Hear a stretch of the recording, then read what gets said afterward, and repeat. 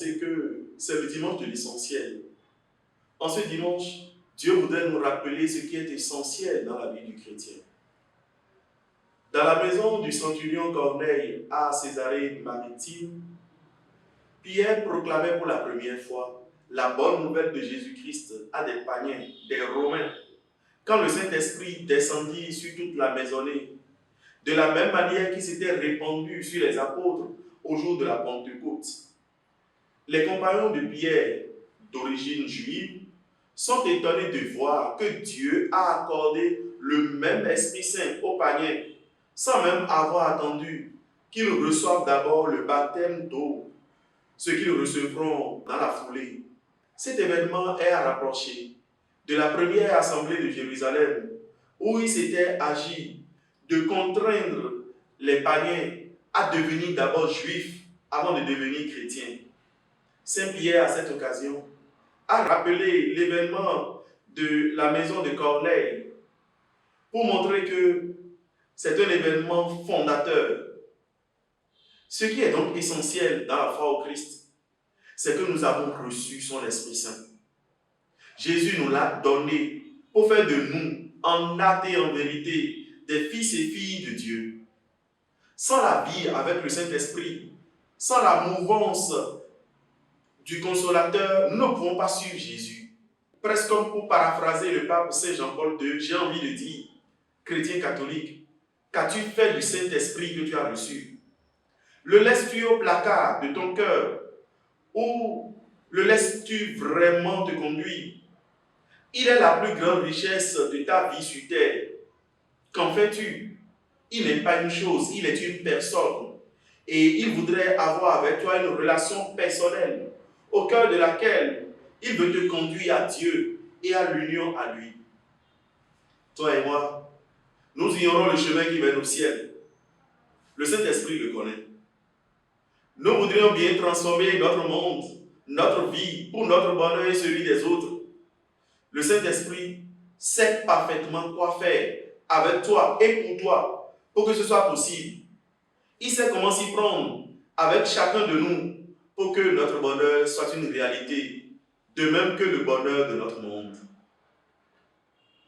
Le Christ Jésus, l'autre essentiel qui nous rappelle en ce dimanche, c'est bien son commandement. Il dit ceci: aimez-vous les uns les autres comme je vous ai aimé. Le comme je vous ai aimé est très important parce qu'il nous donne la mesure de l'amour auquel Jésus nous invite. Et cette mesure, nous pouvons l'entendre quand justement Saint Jean dit ceci: ce n'est pas nous qui avons aimé Dieu, c'est lui qui nous a aimés et il a envoyé son Fils en sacrifice de pardon pour nos péchés. Et par là, Saint Jean nous indiquait ce en quoi consiste vraiment l'amour. Oui, chers amis, quand Saint Jean le dit comme cela, c'est pour nous dire que nous ne méritions pas d'être aimés de Dieu. Et pourtant, Dieu nous a aimés. Nous ne méritions pas qu'il nous visite par sa tendresse. Et pourtant, il a fait. Dans nos vies concrètes, si nous attendons que tout le monde mérite notre amour avant d'aimer les autres, nous n'y arriverons jamais. D'ailleurs, Jésus a dit: si vous n'aimez que ceux qui vous aiment, que faites-vous d'extraordinaire? Donc c'est un rappel pour nous d'aimer, même quand les autres ne méritent plus d'être aimés.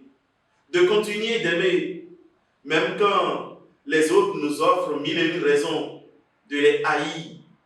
Car dans ce commandement de l'amour, nous ne devons pas non plus oublier Jésus qui nous dit d'aimer nos ennemis. Donc, nous ne nous demandons pas seulement de nous aimer les uns les autres, mais d'aller jusqu'à aimer nos ennemis.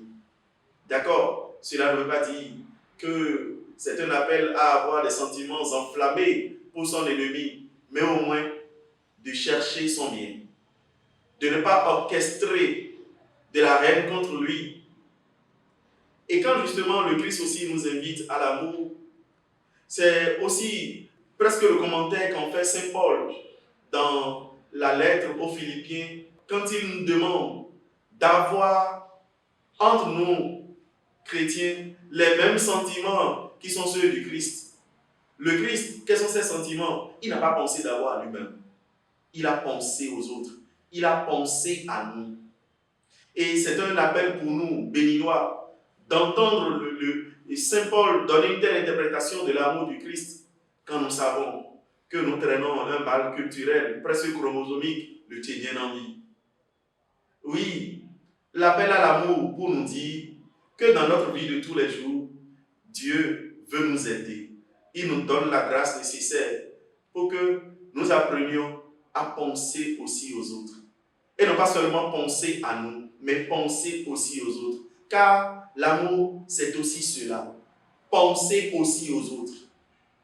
C'est un appel qui est encore plus interpellant pour nous quand, justement, au cœur de cela, Jésus lui-même nous montre que c'est l'essentiel de la vie.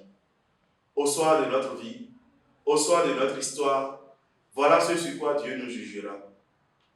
Avons-nous aimé? Il ne nous demandera pas si nous avons énormément cru en lui. Non, il nous demandera si nous avons aimé. Et cela nous indique que dans le quotidien de notre vie, en nous levant tous les jours, si vraiment nous nous soucions de chercher à aimer, de concrétiser cet amour du Christ, qu'il communique en notre cœur par la relation à lui. Quoi qu'il en soit, en ce dimanche, tout est dit. Chrétien, n'oublie pas les deux plus grandes richesses que Dieu t'a données, son Esprit Saint et son amour. Mais au fond, est-ce deux grandes richesses? C'est simplement la même chose. L'amour du Christ a été répandu dans nos cœurs par le Saint-Esprit qui nous a été donné.